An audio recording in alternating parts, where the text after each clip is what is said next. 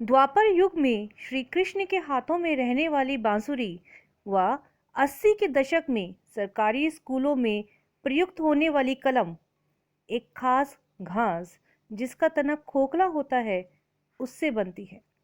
इस घास का नाम है नरकट। नरकट का पौधा जल स्रोतों के पास उगता है। इसे कच्चे बांधों के बगल में लगा देने से इसकी जड़ें मिट्टी को बांध लेती हैं, जिससे मिट्टी का कटाव नहीं हो पाता। नरकट को ब्रानल तथा जाइंट बम्बू रीड के नाम से भी जाना जाता है। बलूत, बांज, शाहबलूत या ओक के नाम से जाने वाला यह वृक्ष सड़कों या पार्कों में लगाया जाता है।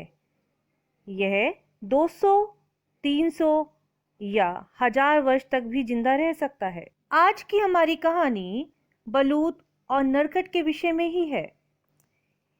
एक झील के किनारे पर एक विशाल बलूत का वृक्ष था। उसका तना बहुत मोटा था और शाखाएं बहुत बड़ी बड़ी थीं। उसकी जड़ें धरती में बहुत अंदर तक गई हुई थी, जिनकी सहायता से वृक्ष बहुत मजबूती से धरती पर खड़ा हुआ था। बलूत के वृक्ष के पास ही नरकट के कुछ पौधे थे। उनके तने बहुत नरम व लचीले थे। एक दिन अचानक हवा बहुत तेज चलने लगी।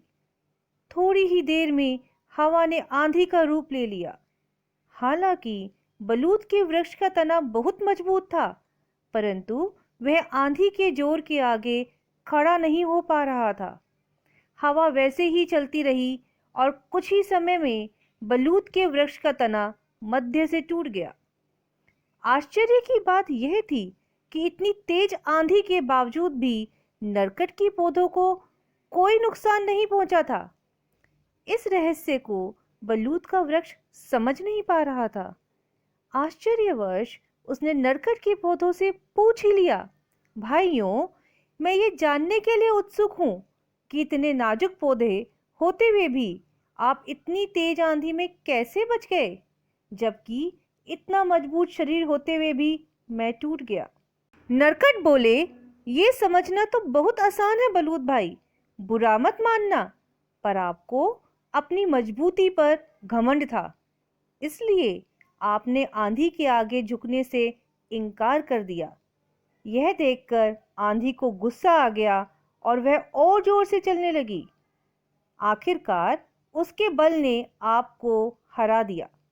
जहाँ तक हमारी बात है, हमारे तने बहुत लचीले हैं। जब हवा तेज चलने लगी तो हमने आंधी की प्रभुता को स्वीकार कर लिया और हम झुक गए। इस तरह हम सुरक्षित रह गए। नरकट पौधों की बात सुनकर बलूत के वृक्ष को अब अपनी गलती का एहसास हो गया था। इस कहानी से हमें यह शिक्षा मिलती है कि विनम्रता हानि से बचाती है। कभी कभी हमें झुक भी जाना चाहिए। तन के खड़े रहना हर समय जरूरी नहीं। मौके की नाजुकता देखकर हमें उसके अनुसार ही व्यवहार करना चाहिए। धन्यवाद।